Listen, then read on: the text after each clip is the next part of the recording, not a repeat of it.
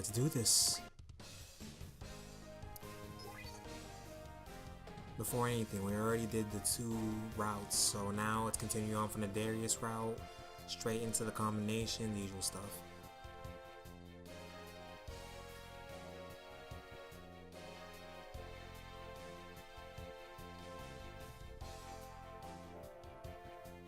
So apparently, it's going smoothly to the we're getting there smoothly to the Danner base, and Lulu is really not used to being called captain.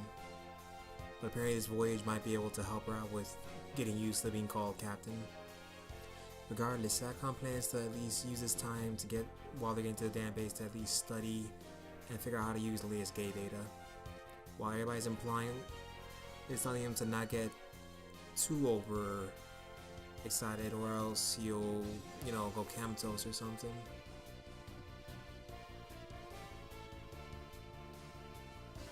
Because there's plenty more work to do after the Darius army is taken care of.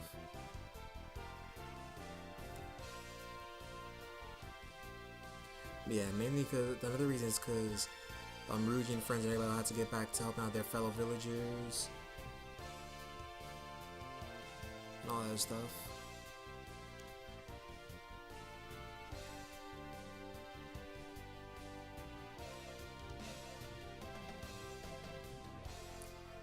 So yeah, we're already in there to meet up with the Archangel.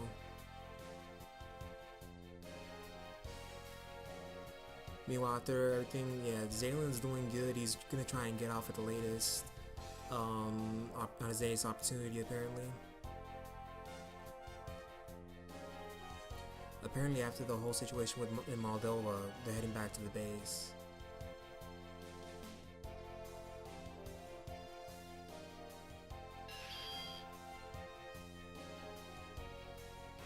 So yeah, they dealt with the Festum there, so yeah.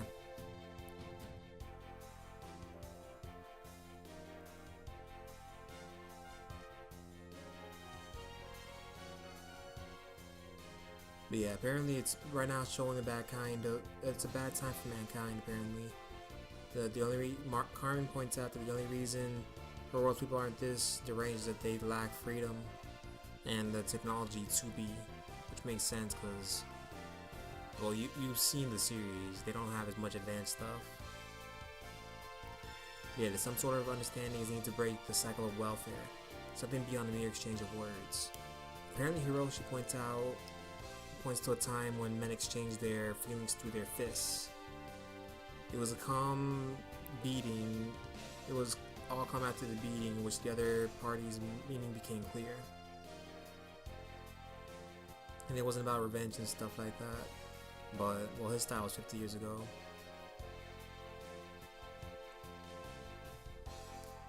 But yeah, that was an old style, so yeah.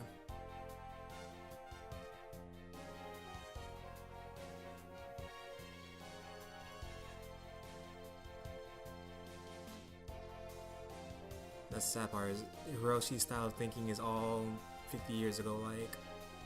Does that make sense? Meanwhile, the Federation's ignored the Fafnir pilots at the least, so they're getting ready to fully fight once the Festum really come in. Siegfried system's kind of interesting.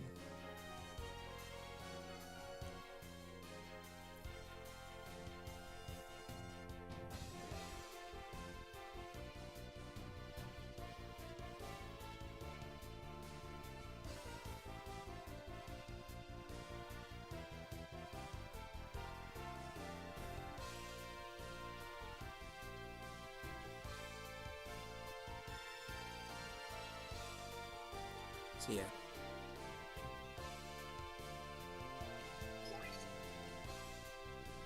So now that the Archangel is finally here, we're good, and they're gonna get it, the usual mechanics and everything, because we lost freedom still. Meanwhile, we're getting a call on the thing that is apparently from... Hold on. Since I suck with this. Oh, it's from Hester. It's... what's called. Apparently they got attacked by the Earth Federation and Jabil's been killed.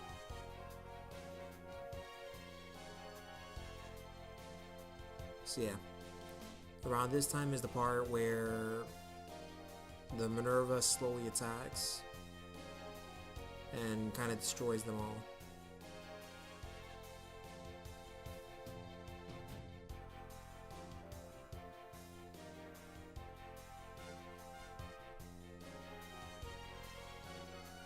I do find that funny actually. Kagemaru himself and them point out that they're just gonna try and hang up on him. During that time, unfortunately, these guys interrupt. Kagemaru shuts them up, and apparently Logos the Fairy Show is on the verge of ruin, and Zafter and the Sweep are going to sweep in for the final blow. Of course, Kiriko Smart is not buying it, because Durandal's sword took down Logos. He never said anything about taking all the naturals with it.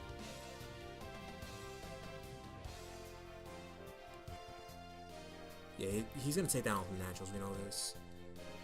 Regardless,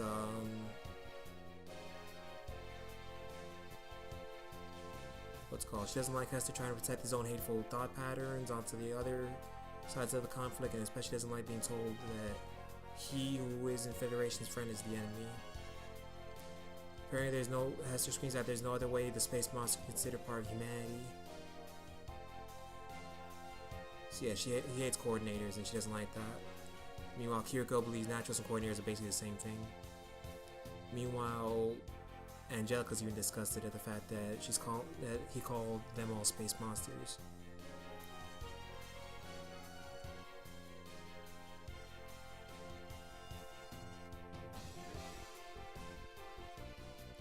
So yeah, she tells she tells Hester that she doesn't even care. Let's put this: if Zaf doesn't say all-out war, her people will still fight independently from the Federation.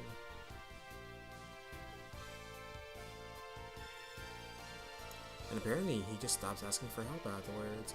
But he states that once Zaf is finally defeated, the Enerblades will have no place in the Federation.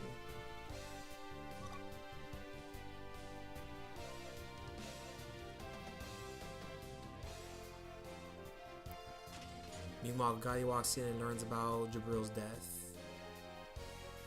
And apparently the Federation kind of screwed themselves over.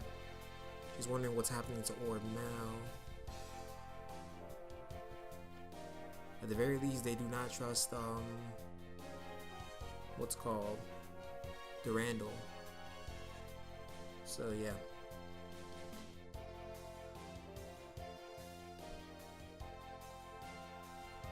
Yeah, because of his fake lackeys, he's shown that he's smart in his leadership.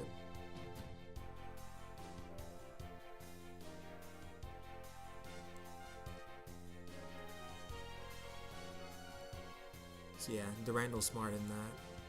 Kira points out that hold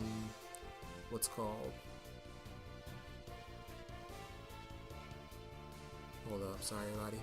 I am tired. Because I am stupid. Regardless, he says that the fake Lacus is just doing all that stupid stuff, but regardless, Orb would not really, he doesn't expect Orb to be subject to a declaration of war from Zaft. He does expect something like a demand to disarm. Of course, not that Orb would do anything like that, so yeah. And you know, that fake Lacus is what's gonna hurt him.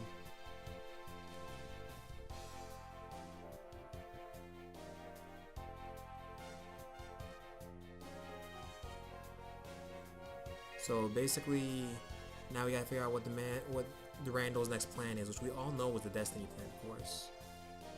Meanwhile, Zath and Durandal are calling us.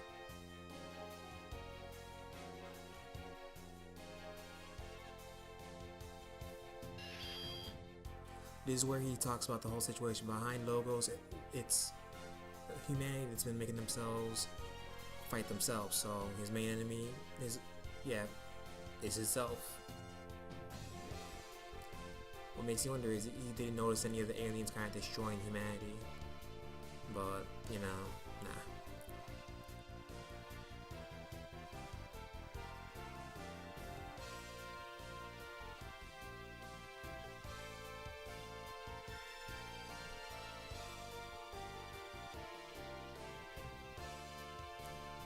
Meanwhile, during this time, he talks about the Destiny Plan, which is just a stupid idea. Shizu, the she wait, sorry, Shizuru just points out that it's just platitudes, and no, it's just stupid. So yeah, Destiny Plan. Kagaya doesn't believe it and asks that it be turned off.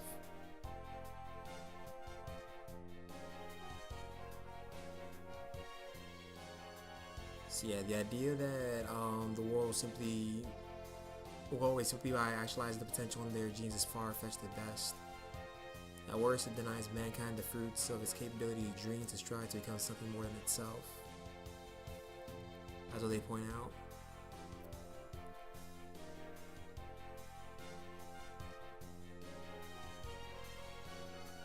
Yeah, if mankind is to have a future, it mustn't be won by circumcised by genetic destiny. That's at least Akira. That's what he was saying.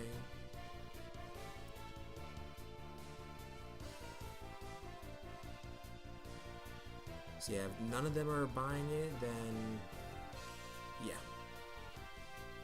Shizuru points out that if nobody's buying Little Speech, then none of the Naturals gonna buy it. Basically, that Durando's plan just boiled down to causing more war instead.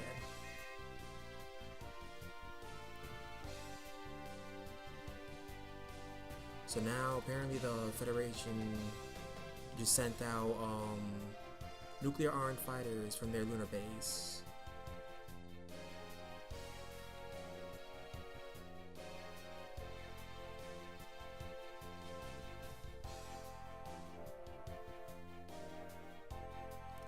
So yeah, apparently, yeah, nuclear missiles, and then something along the same energy level as Requiem just blasted away most of the Federation right there.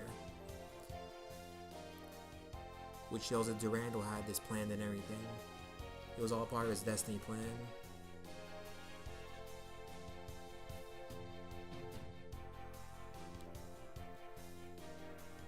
So yeah.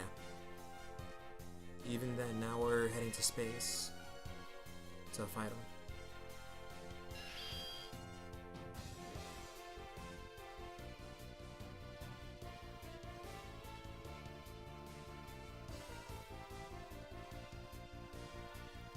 So yeah, now that the Dakumari is back, the mechanic team's there, and Sekon says to get the package ready. And then he knows, apparently Shigusa promises her it's going to be a pretty big site.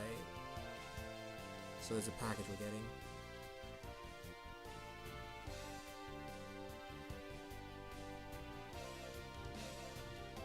So yeah, so now we're heading out.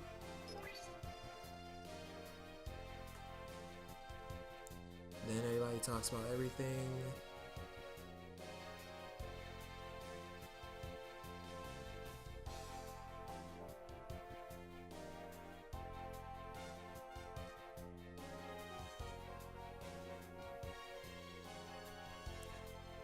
So yeah, now they're talking about the whole situation and basically about what's called, Garrus being injured, getting more data on the gate and all that stuff. Meanwhile, Josh was just obsessed over it, but yeah.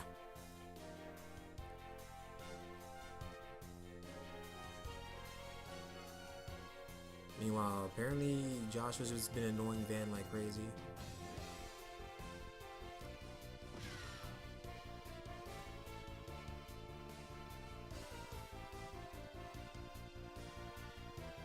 Meanwhile, Rosa is asking Koji about his new rocket punch technique, which apparently it's rather simple on how to do that rocket punch. It's apparently photon upon centrifugal force.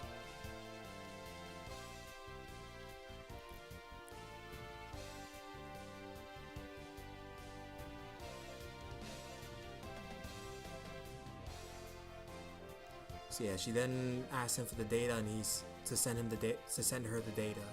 Then she heads straight back to what's called Sakon and Shigusa. So yeah, something spectacular is about to be planned out.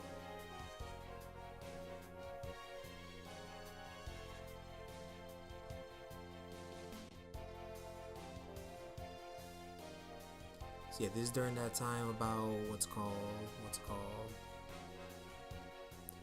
in the Sheldia route. She's talking about what the whole vision thing that they had. In this case, this is about Miss getting his smile back and everything about him, as well as that they're partners and you know the usual stuff.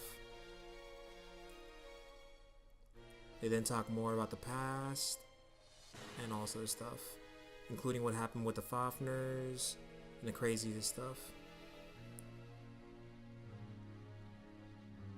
But yeah, and that they're partners, blah blah blah. I honestly just don't care about Mist.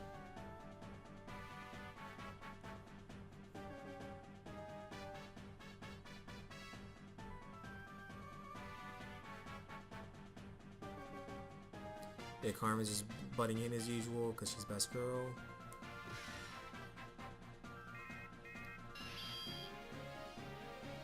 And now it's time for mission briefing.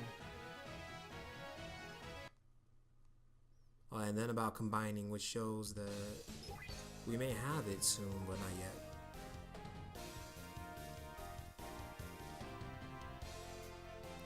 So yeah, it's time to finally destroy Requiem. That's the main objective right there.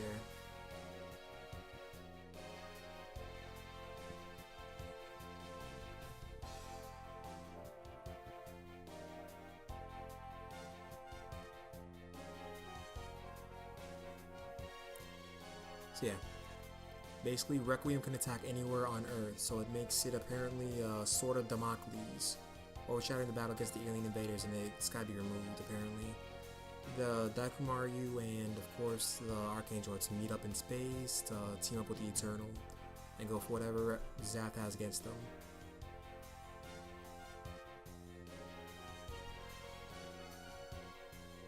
So yeah. So that's the only way to fully kill the Destiny plan right there. Unfortunately, there's one main problem. Zath is also attacking Orb because Orb is rejecting the Destiny plan.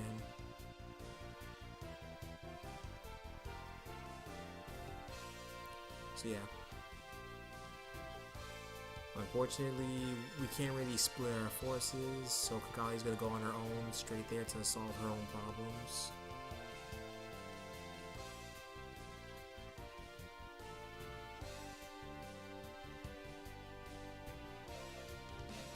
So yeah, her father paid dearly for the independence of Orb, so she hopes to also, you know, do what she can for Orb while we go and destroy everything else.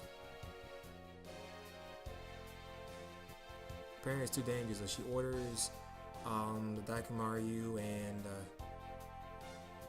the dancing to accompany Kagali into doing it, you know, to go into Orb. You see, she can do it for all the help that Orb's given them.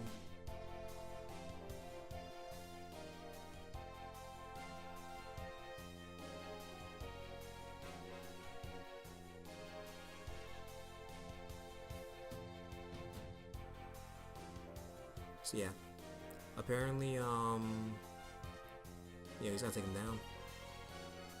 The new thing that happened with Daikumaru though is that now the Stinger can be ahead, so it's now capable of replacing Daikumaru as the Guy King as the Daikumaru's head.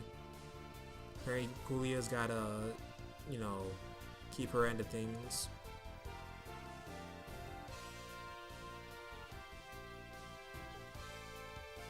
So yeah.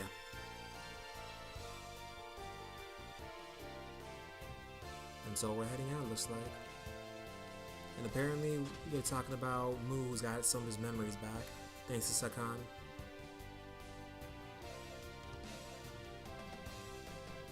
So yeah, thankfully thanks to Sakan, he's gotten some of his memories back. Not fully everything yet, but he's slowly getting everything back.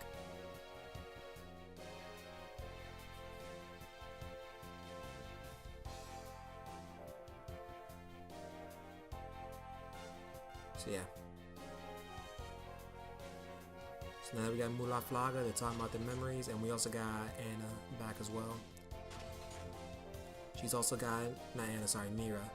She's also been rehabilitated, she got her memories back, and she apparently got an S rank on the simulator.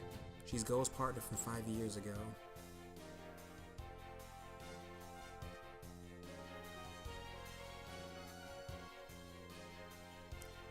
So yeah, she got an S rank on it. But unfortunately, the Oaks are kind of, is being piloted by Anna, so what Kiriko wants is for her to just be on the front lines for now to get some more experience.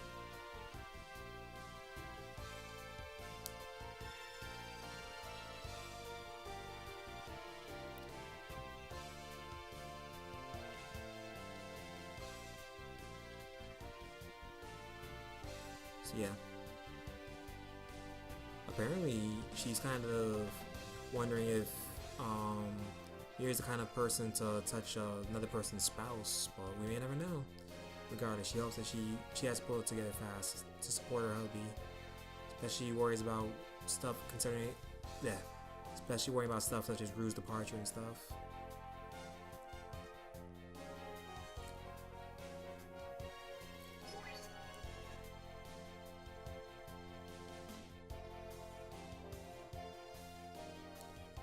Apparently 401's AI is kind of sucking.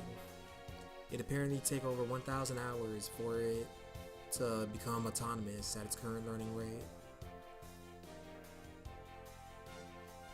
Apparently she's saying to not really call it a machine, but to call it by the name Soul gave it, which is Stargazer.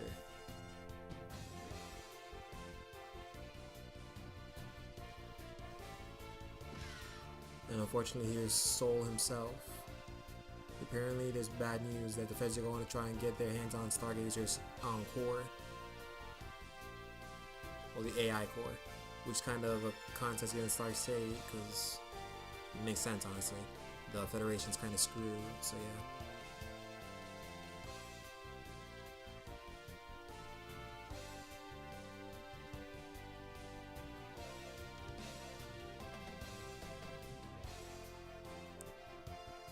So yeah, apparently it makes sense because the Federation is kind of screwed, and as stuff Selene points out, it's kind of stupid to deploy half-baked research AI on the battlefield. Unfortunately, logic doesn't seem to be the Federation's strong point, as we may have noticed. And apparently, yep, they send in mobile suits.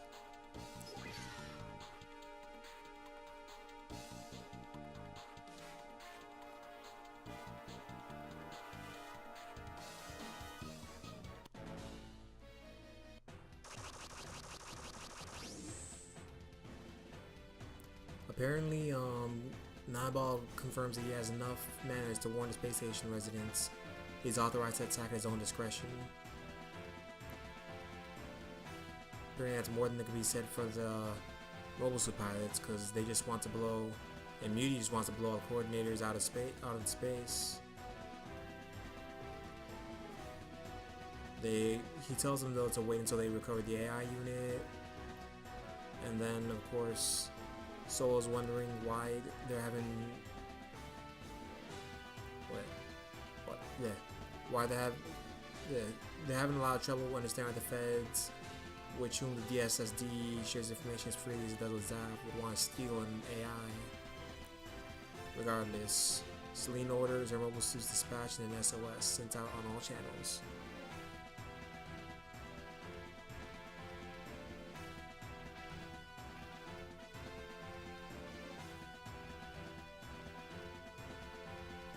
So yeah, they wonder, but oh well. She then sends out a little AI distress signal.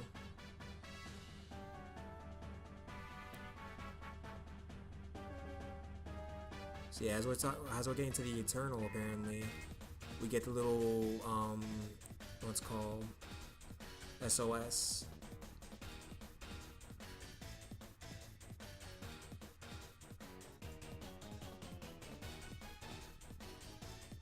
So yeah.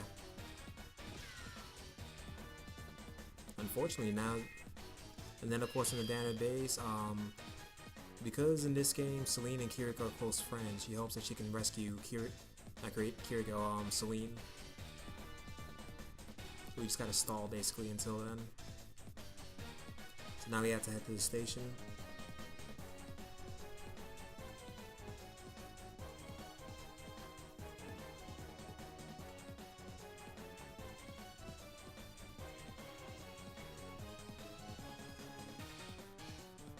So yeah.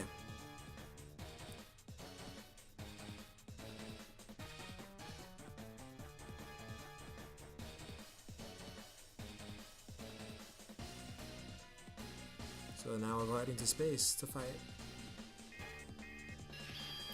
Meanwhile, we got Lacus Klein saying that she can head straight ahead to Daedalus effort with the Eternal. They were all surprised at that, you know, that's the actual Lacus Klein, not the fake one.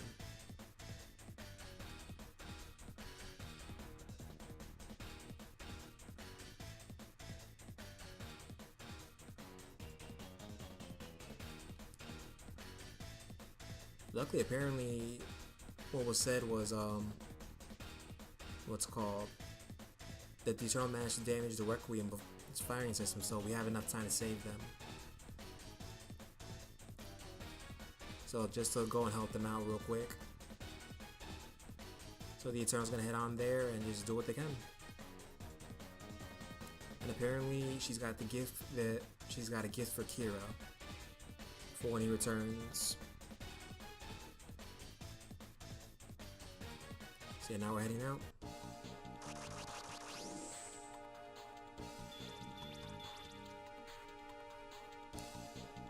There's Sven himself.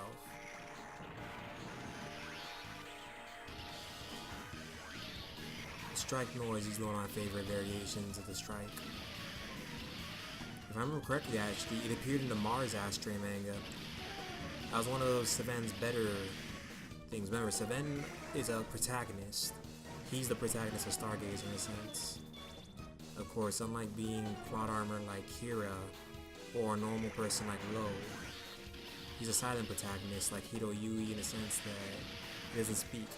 He's a device to the story, in my opinion. The difference is he's a good device who learns.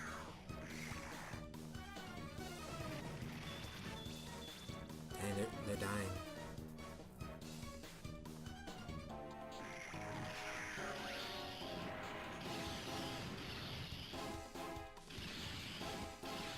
Bruh, they're dying. So now we're gonna have to launch. We have to launch the Stargazer. Safety lock out, and now we're going.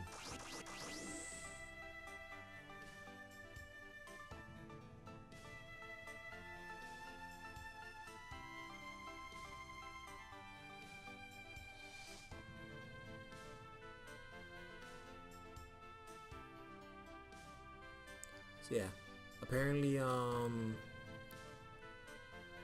they believe that a recon bird isn't gonna really do anything against it. That's the GSX 401FW. So that's what they want. Unfortunately, apparently the N-Jammer Canceller is kind of hurting them right now, so they have barely any power. Apparently they have 17 minutes. That's all they have.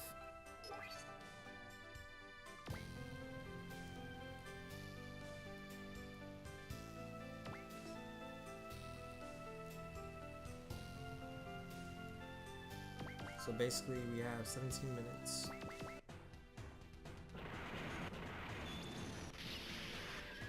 Dang. Sven is heart. Oh dear god, they're heartless.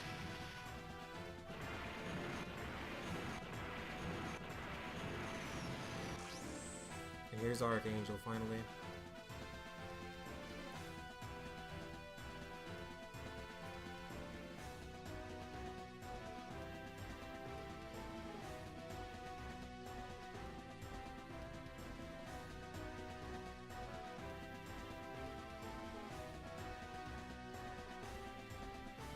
So yeah, luckily we come in and we're gonna interfere with their plans. Apparently, Moose still has enough memory to know that they are still pained. They're still as pained as the Extendeds. Regardless, we just gotta save that, we gotta save the Stargazer. But yeah, as Moo points out, they're just as damaged as the Extendeds in a way. Luckily, he still has enough memories of that to remember that.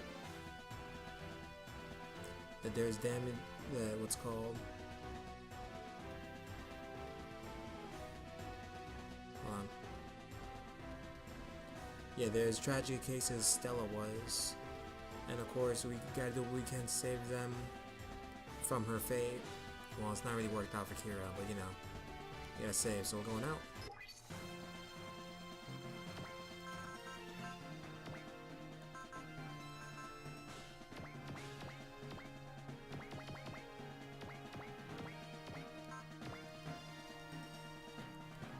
Let's switch some stuff around real quick.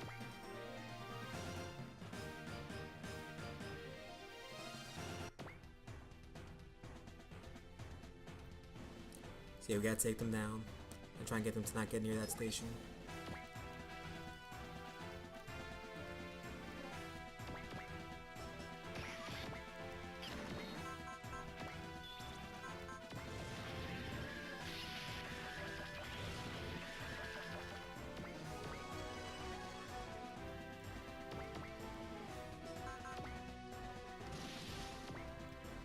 So yeah, this is basically Stargazer's final fight. That's the easy way to explain this. Still fighting in space.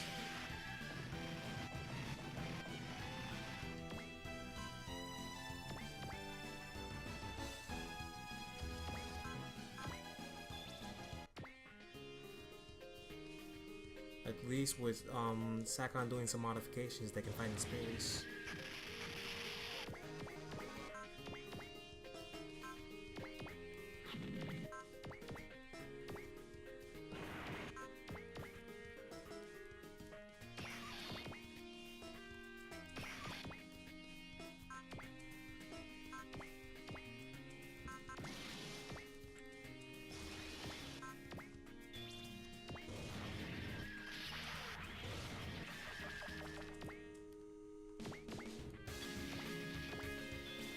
As we slowly kill all of them.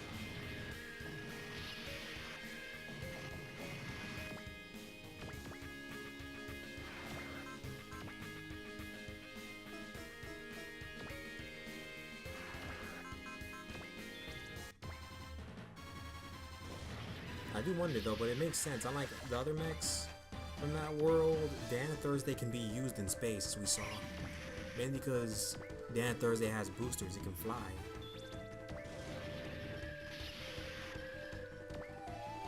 As in power.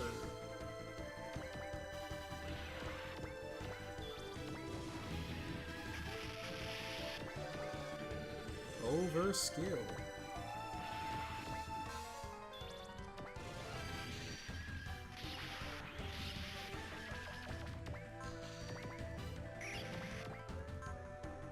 So now that we're going straight through all of this, once we finish through all this, we gotta,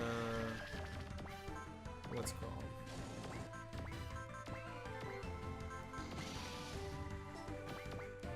Alright, we have Mulaf Laga now in the Gundam.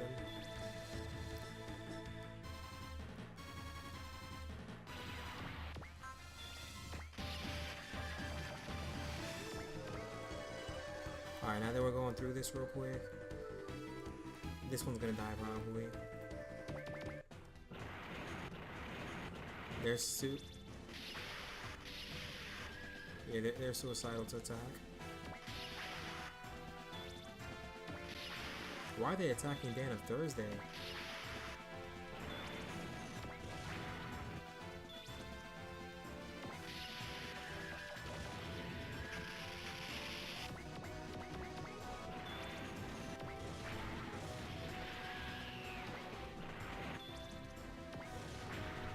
Let's just kill all these guys real quick.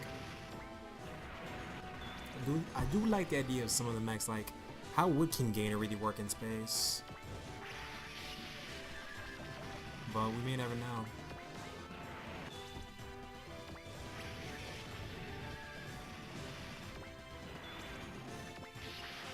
But as we go through it, remember, because Super Robot Wars Operation Extend kind of showed how Zoids work in the space stage. For instance, in some of the space stages where the Zoids were selectable, it has to have a flat surface. Like stages in the game's original Battleship stuff, like that, they were able to be selected. That was like one of the few times probably. Which is pretty cool, honestly.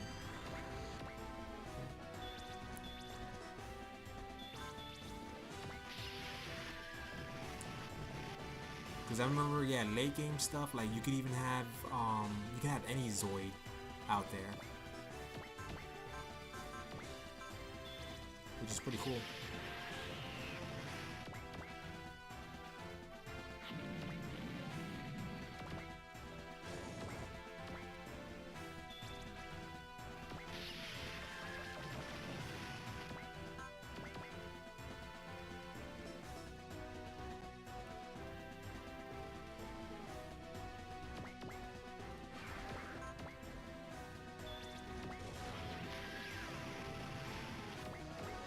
she dies, unfortunately. But not yet, though. I remember Moody has like one of the worst deaths ever because she's killed by actual, what's it called? By grunts.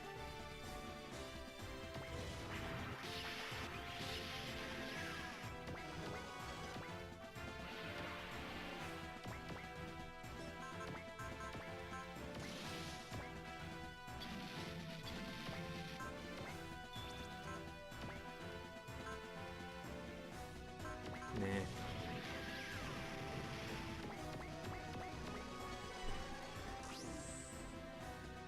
makes you wonder though, like, a coordinator in this sense is it's a modified, what's called?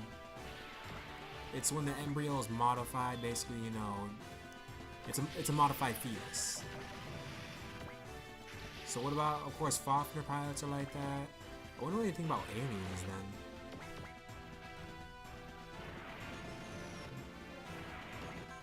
But oh well. I'll relent for now since you never know with them. After all, when you add aliens to almost anything, it doesn't ever really end well.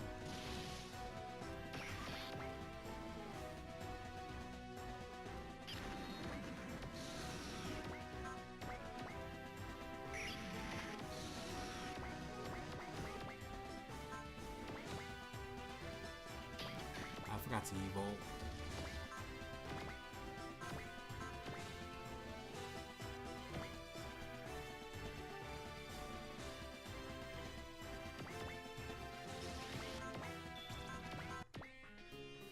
Might as well show off a Zoid in space, right?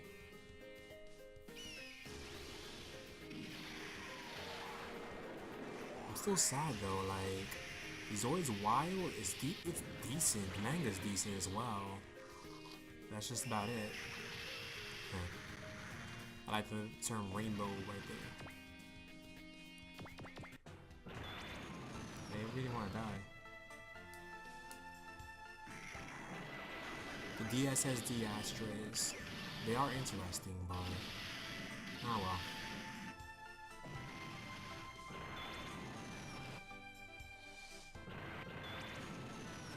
Dang, they're slowly slaughtering these things themselves. And it counts towards our morale. They want to die. Oh wow, this guy doesn't even have enough health.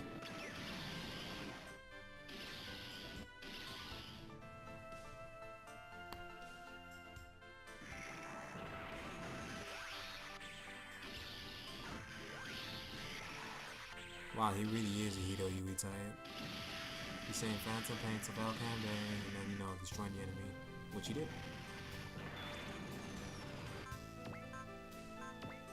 I don't want to be that mean just yet. I want to be sure all enemies are dead first.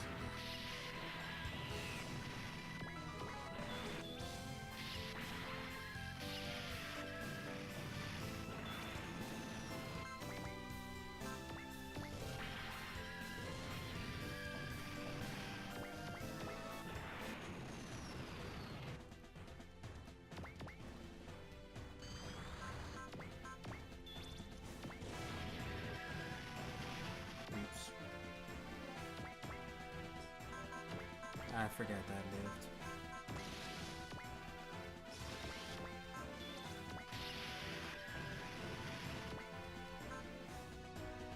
Now we kill Sven.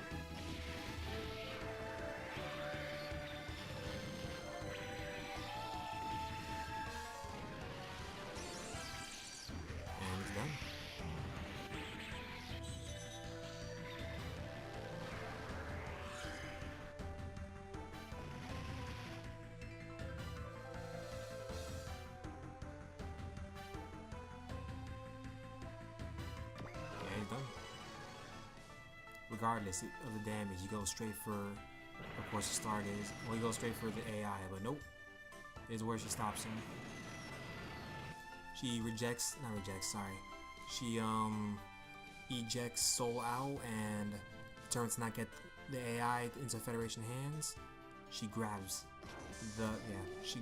Sven. And then uses the base to fire both her and him as far away as possible.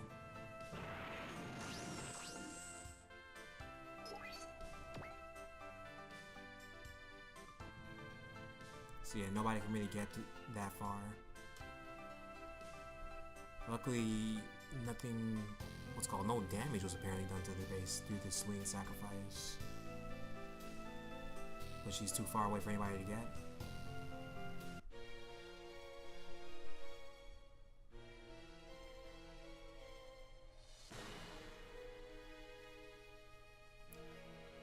So yeah, there's no way to get to her.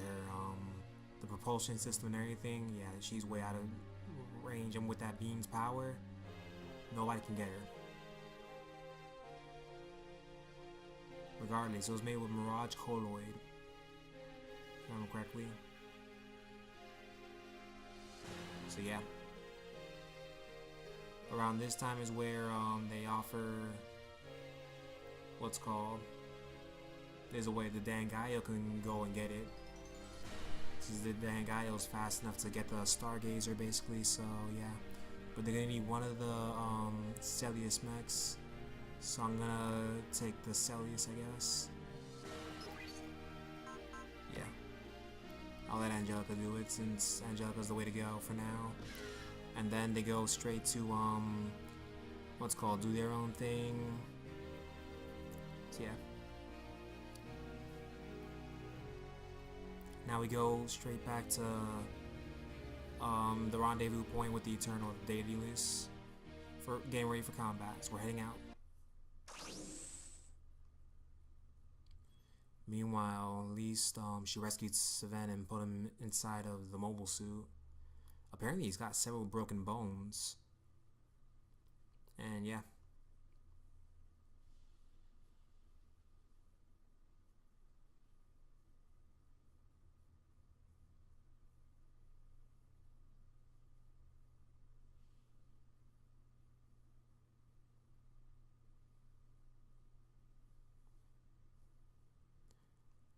So yeah, apparently Sven points out he's not going to be a coordinator slave, and she says that she's not imprisoning him at all, which she's not. It's kind of only the two of them.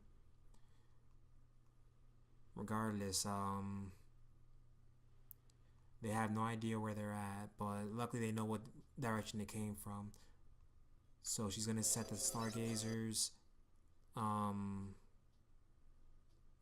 Stargazer to go straight back in that direction. Unfortunately, she's got to cipher energy out of the Strike Noir, so I think it's going to be useless. And then just leave the system control. Yeah, apparently they are screwed. But yeah, the max reserves give them 12 seconds of acceleration, and Stargazer's oxygen reserves will last them about 27 days apparently. So yeah.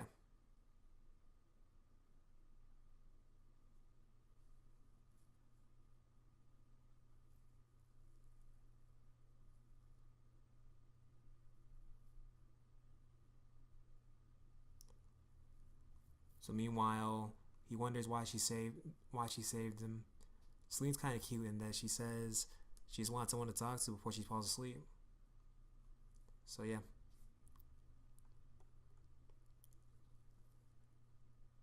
Meanwhile, Sven he does not laugh because once again he's a silent protagonist like that. And then of course he quietly helps her inject her with anesthetic.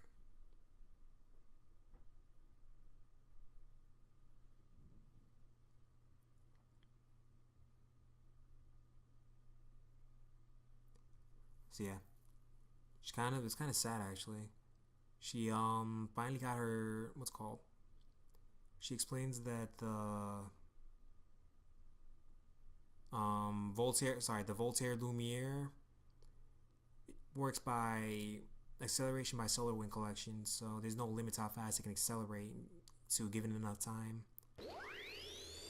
Yeah, she found it ironic that, once again,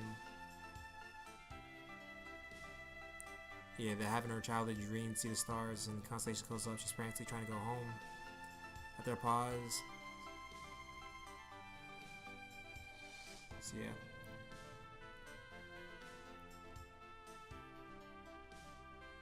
It's kind of sad though. But at the end, she points out, well, Sven basically like looking at the stars as a kid apparently, is what he admits.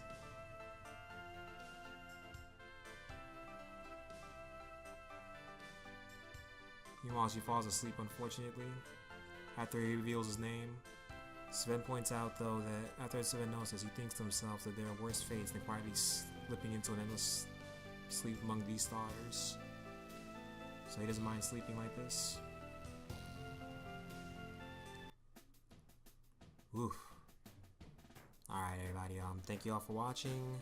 So soon, we lost Dangayo and the original Celius. So soon, yeah, soon it's almost done for.